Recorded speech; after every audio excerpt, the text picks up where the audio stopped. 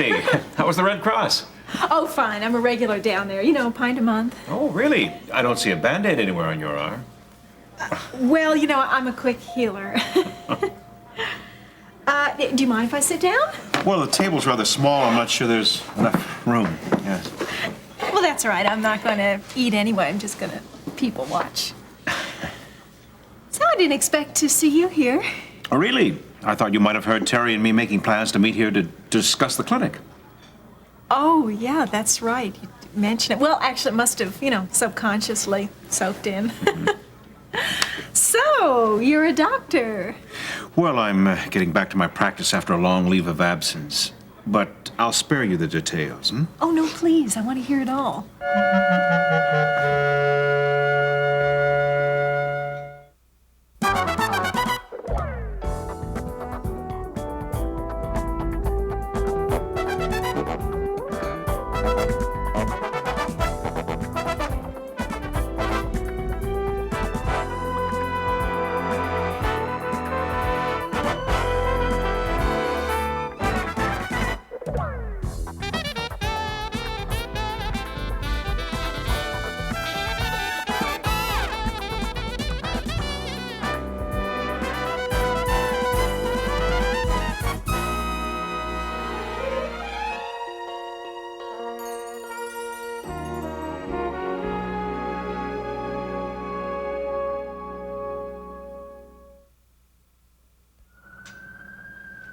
And Dr. Greeley was quite pleased with my recovery. In fact, he agreed that I can go home tomorrow. Oh, I'm very happy for you, Mr. Carpenter. You know, I don't think it's humanly possible for people to appreciate good health until it's gone. That's perhaps why people who work in hospitals, who are around illness all the time, must enjoy theirs a bit more. Well, for most of us, I think the real appreciation comes in seeing a patient improve. Well, you certainly had a role in my recovery. More by prayer than by my duties on staff. Yes. Well, I took your advice and got a private nurse for my recuperation at home. Well, that's great. Look, if you need any more help, just let us know. Oh, I'm sure I won't. In fact, I'm hoping to sever all my ties with Kingsley General. This is one chapter in my life I have no interest at all in reliving. But you agree the experience has changed you. Oh, unquestionably. You know, when I was laid up in this bed for weeks, it became very obvious to me that I had not delegated my authority properly. I tell you, it isn't a very comforting feeling to know that your personal assets and corporate responsibilities are in the hands of one lawyer and a few nameless investors. That wasn't quite what I meant. I know what you meant. It's a subject I don't like to push, despite what people may think. But you were asking so many questions, and you were asking all the right questions. I find it very hard to believe you weren't searching. Well, if you include desperation in a definition of searching, then yes, I was momentarily curious in your faith. Mr. Carpenter, I think you were a desperate man before you were admitted to this hospital. Your heart attack may have brought into focus some of the problems you're facing, but I don't think it created them. That's a very interesting theory, but you'll have a hard time proving it. You know, there was a time when I really doubted your motives. That was the court battle between Laurie and Miriam. I thought you were a total sham. Maybe this is not what you're trying to get me to say, but I do not doubt your integrity anymore. You've shown Miriam and Nancy and me too many kindnesses to be insincere, but I just don't look at the world the way you do. The cross and the visiting of God's Son make interesting stories. But you think they're fairy tales? Please, Mrs. Davidson. I don't think there's any more need for us to dredge up our differences. If you knew what I know about eternal life, about life after death, and hell, you'd realize why I have a vested interest in every human being that the Lord leads me to. I appreciate your concern, but I appreciate my doctors and this facility more. Can't you see God's hand in your healing? What I see is an educated, practiced, well-equipped medical staff who healed me.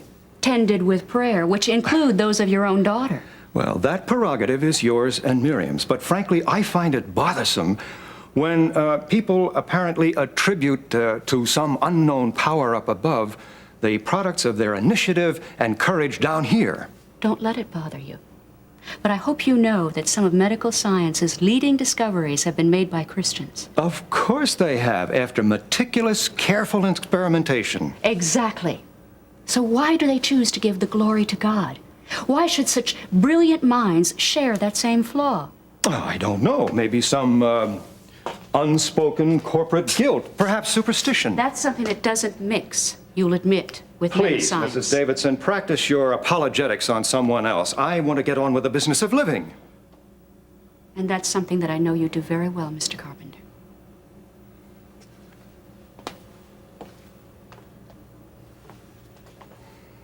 Your world is built on risk, isn't it? Making investments that you hope will be profitable. At a basic level, yes, that's the case. Sometimes incredible risks. Well, then I think you can understand where I am. I'm risking my life in the Word of God, not only for the rewards of heaven, but simply because I believe that every word in the Bible is true. Now, if those promises are genuine, I will literally not have risked a thing. If those promises are false, I will still not have risked anything because I will have enjoyed the life and love here on earth. But what is wrong with that? You are basing your life on your own philosophy. If you're wrong, Mr. Carpenter, you risk facing eternity in hell, separated from God forever. Now, can you honestly say you're willing to take that risk?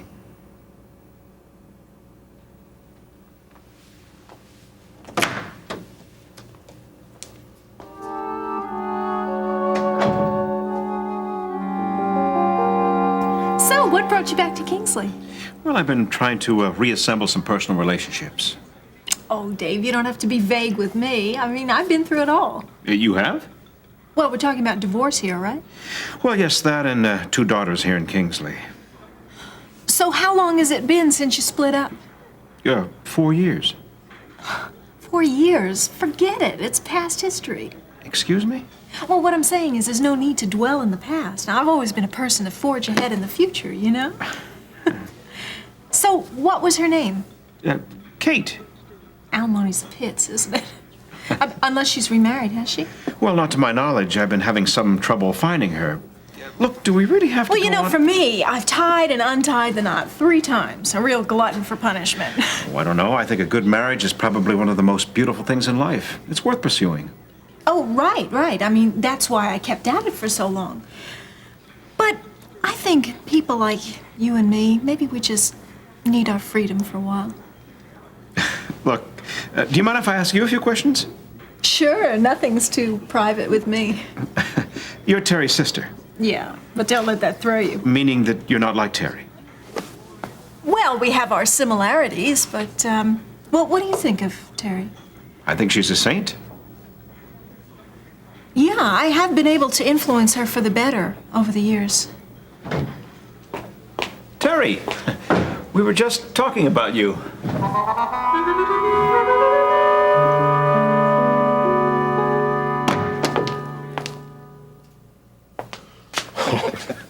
You're Rob. And very much alive, too. I'm glad you came over. Look, come on, sit down. And what did the doctors say? They gave me a clean bill of health. I'll be free as of tomorrow. Congratulations. I can't tell you how happy I am And for you. I'm sure I'm going to find a very profitable Hollister Mall when I return, too. Yeah. Well, you're looking at the reports there for the last 2 months. We are snapping at the heels of the other shopping centers. Oh, the figures are very impressive. But, of course, they'll level off after Christmas. Yeah, of course, but we got traffic tie-ups at the interstate ramps because the crowds are so big. Now, that's an inconvenience to our shoppers, one that I'm certain that you'll rectify. Yeah, of course. I'll call the Roads and Highways tomorrow. Yeah, well, I'm sure that I won't have either the time or the concentration for details like that. Harold, I want you to level with me. Tell me everything, and I mean everything that you know about Miriam.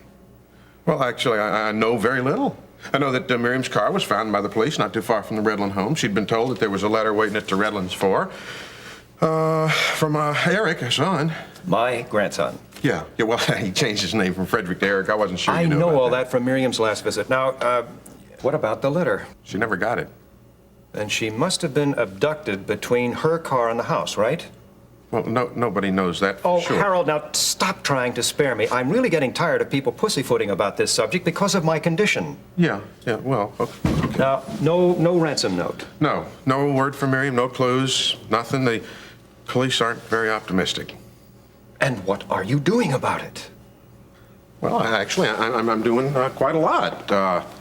On my own expense, too. I contacted the Mason home in England. I know she's not over there. Really? I mean, you really think that she parked her car in Chesterfield, walked 10 miles to the airport, and then flew to Europe? It's called narrowing the options, Charles. What about Helen in Canada? Well, as I told you, I sent McCormick up there, and there's no sign of Miriam. Helen hadn't talked to her or seen her since she left Kingsley. And who's handling this in the police department? Detective Sergeant Brubaker. I have to be on him constantly.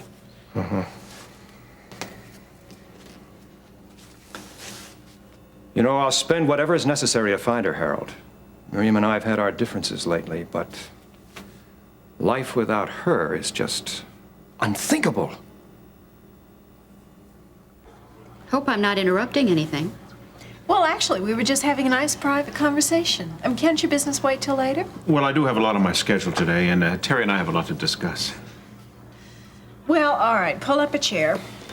If you don't mind, I'd love to listen. Medical talk is so interesting to me. Nancy, we have a list of details that are meticulous and boring. I really don't think you'd be too interested. Why that? Okay, I've checked with some local insurance companies and the Blue Cross. They want you to fill out these forms as soon as possible. Isn't that just like... We haven't hit any bottlenecks, have we? Green light so far. Of course, we have Ben and Alex to thank for that. They've got a good name in the community. Oh, and over here we received from the local Board of Health some more posters for you to look at. Here's a list of the subjects. Oh, yeah, we can use those posters to liven up those cement blocks. You know, I saw the cutest poster the other day. It had this little hamster sticking up his head out of the thumb hole of a bowling ball. It was really... well, how about if I buy it and I'll see if you like it, okay? Nancy, it's way past 1. Don't you have to get back to the Oh, office? my gosh, it's after 1? Oh, Vicki will kill me. Well, it was really wonderful to talk with you, and I'm sorry our visit had to be cut short. And why don't you invite Dave and I over for dinner one night, Terry? Well, we'll see, Nancy, but this week has been hard enough already. All right, fine. Well, I'm sure we'll get together again before long. Oh, and Nancy, don't forget what we talked about, the house. Oh, yeah. Sisters? Afraid so. I can't believe how inconsiderate she was. Here we were talking about something Oh, important. easy, She kept Terry, come on. Oh, Dave. I am sorry for the way she was coming on to you. It was almost funny, really, but don't bother about it. She's probably lonely. Yeah, lonely like a spider waiting for flies. I hope she didn't say anything too forward to you. Only that I should stop living in the past. You know, stop pursuing a reconciliation with Kate. She said that? Let's see. Oh, yes, she mentioned how she influenced you for the better. Oh. Listen, Dave, I am glad that you're taking this all in stride, but Nancy is far from harmless. As a matter of fact, she has hurt a lot of people that are very close to me. Hey, I understand. Look, let me get you a cup of coffee, and we'll talk business, okay?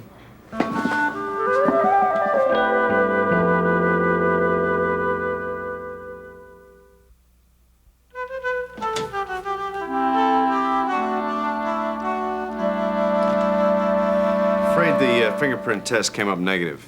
Well, I didn't think you'd find anything. I usually clean my house from top to bottom every week. Well, in deference to your housekeeping, we did find fingerprints, but they either belonged to you or members of your family. Oh, that's too And bad. the only prints we found in Miriam's car were hers. Oh. Sergeant Brubaker, I know that your job is very demanding, but I'm praying for you every day, believing that God's going to give you the wisdom and the compassion to see this thing through. Compassion? Oh, it's there, all right. I see it in your eyes. And I'm praying that you don't keep it down. You know, it's one of the qualities that makes you such a fine detective. Mrs. Redmond, that means a lot to me. Thank you, and I hope you'll take this as compassionate. What's that? Miriam's been missing for over 4 weeks now. And considering her background, the nature of her disappearance, we all believe that she was kidnapped. But the days go on and no ransom note turns up. That theory is just getting weaker and weaker. You believe that she might be dead? Maybe I'm trying not to think that, but I just want to be totally honest with you. Hey there, John. Ma. Boy, it's cold. Gene, good to see you. Hey. How's things at the Chronicle? Oh, everything's fine. I'm working hard down there. Very hard. Wait a minute. What's with the long faces here? Well, I was just telling your mother that the fingerprint test, they came up negative, and the ransom note that we've been hoping for, it just hasn't shown up. Oh, gosh, I guess everything is getting harder every day. Hey, you know something, though, John? I'm really glad that you're here. I want to ask you, Do you think by any chance that Babs' ex-pimp has anything to do with this at all? Ronnie Washington. Yeah. I think I'm one step ahead of you there. I'm going to pull him in for questioning. You mean you got a lead?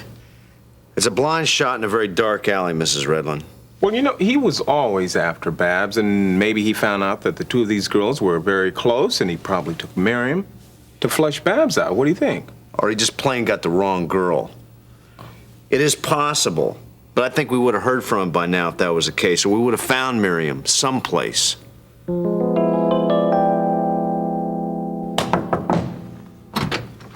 Gil Prescott? No, I'm his chauffeur. Just leave. Well. I am looking to talk to someone about construction sites. I was referred to Gil Prescott. Yeah, well, that's me. No, really, I am. I'm in charge. This is my baby. Well, you have quite a business here for a man your age. Well, actually, my father built it. Yeah, he's not here, so I'm pulling the strings. Well, whatever. I'd like to talk to someone about a construction site for our company's use. Oh, if that's possible. Yeah, whatever you want. You can. Modeling Associates. We're doing a winter layout for furs, and I'd like to do something outdoors, something with a construction site, you know, bulldozers, girders, that kind of thing. Well, it's all yours.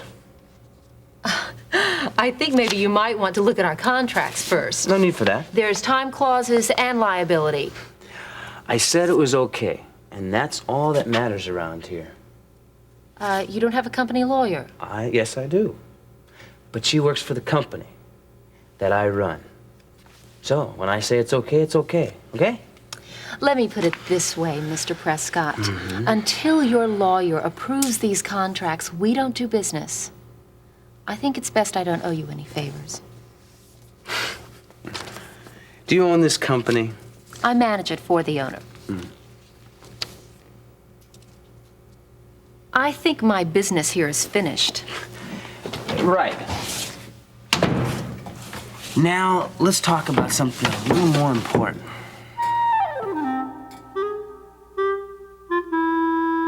Will you keep me posted, John? As soon as I talk to Ronnie Washington, I'll give you a call, Gene. But you realize all this is... Confidential, I understand that, yes. Oh, Gene knows how to keep his mouth shut, all right. You know, he once ran his bike into the family car and didn't tell me for 3 years. Sometimes I think we could use more reporters like that. Wait, I didn't say I was going to do my own digging around, though. Well, there's nothing I can do to stop you. Well, I can. If it has anything to do with Babs' former employees, I don't want you messing around with him. Yes, Mother, dear. I tell you, if it was up to this lady, I'd spend the rest of my life covering stories on supermarket openings and high school football games. Even high school is getting pretty tough these days. Guys like Monk and Hernandez. Hey, yeah, I'm glad you reminded me of that. Are they still in jail? They're getting ready to come up in front of a juvenile judge real soon. Really? Well, how does it look? Well, they're going to have a hard time talking their way out of those theft charges. Dr. Greeley caught them red-handed with that video equipment. John, As for them being tied to the rape case, that's not going to be so easily proven. I came here to discuss these contracts, so if you could have them approved as quickly as possible. How about tonight? Well, that would be great. Could you have them in the mail tomorrow? Come on, you know what I'm talking about. Miss Amber Phillips? Now that's a model's name if I've ever heard one. Is that your real one? Okay, just kidding. Why don't you meet me at the Castaway, and I'll give you legally approved contracts there, huh? That won't be necessary. But it would be preferable, wouldn't it? I mean, signed, sealed, and delivered in less than 3 hours. Now that's not bad service. I'm busy tonight.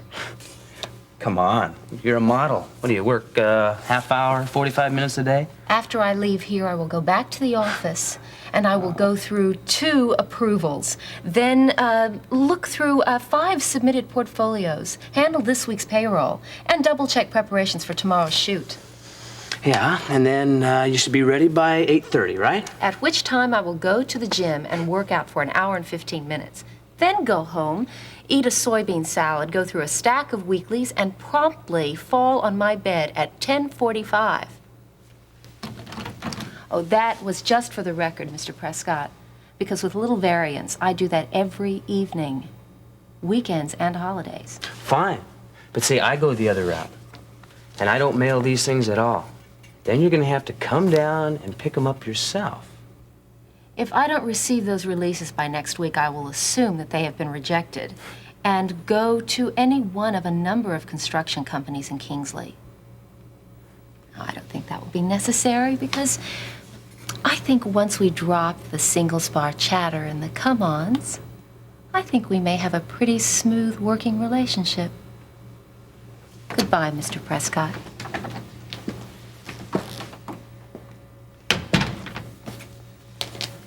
Now that is the way I like them. All right, yeah.